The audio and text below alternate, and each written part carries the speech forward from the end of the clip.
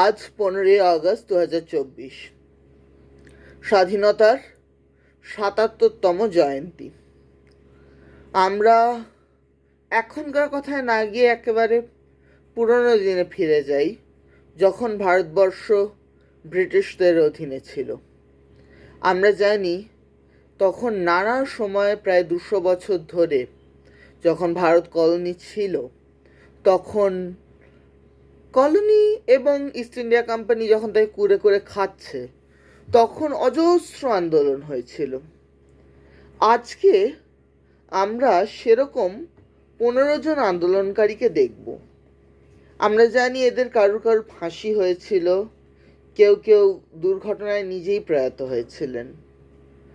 তো এই প্লেলিস্টটায় আমরা বিংশ শতকের এমন কিছু মানুষকে দেখব যারা অসহযোগ বা আইন অমান্য, ভারত ছাড়ো বা তারও আগে অনুসরণ সমিতি, যুগান্তর এইসবের সঙ্গে যুক্ত ছিলেন। কারুর ফাঁসি হয়, কেউ আত্মহত্যা করেন যথাসময়ে পলায়ন করতে না পারে বা যাই হোক, কেউ দুর্ঘটনায় প্রয়াত হন ইত্যাদি।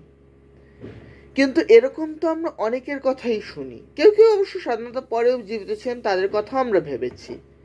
কিন্তু গান্ধী, সুভাষচন্দ্র, নেহেরু, প্যাটেল, এম.এন. রায়, অনেকের কথাই আমরা জানি স্বাধীনতা সংগ্রামী হিসেবে। কিন্তু আজকে আমরা যাদের কথা জানব, তারা প্রায় কেউই খুব খ্যাতনামা মানুষ নন।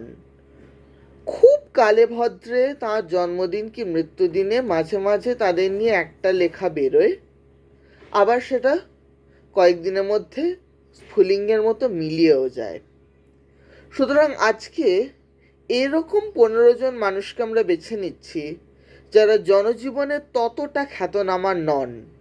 অর্থাৎ ক্ষুদিরাম বসু কি প্রফুল্ল চাকি কি ওরকম মানুষ তো আমরা বাদ দিচ্ছি, রাসবিহারী বসু, এদের আমরা বাদ দিচ্ছি। এর চেয়েও যারা অল্প পরিচিত, যাদের কথা খুব কম লোকই ইতিহাসের ছাত্রদের বাইরে জানেন, তাদের নিয়ে আলোচনা করব।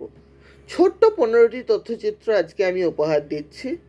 এতে তাদের জীবন সম্পর্কে খুব অল্প করে হলেও কিছু তথ্য আমি দিয়ে গেলাম।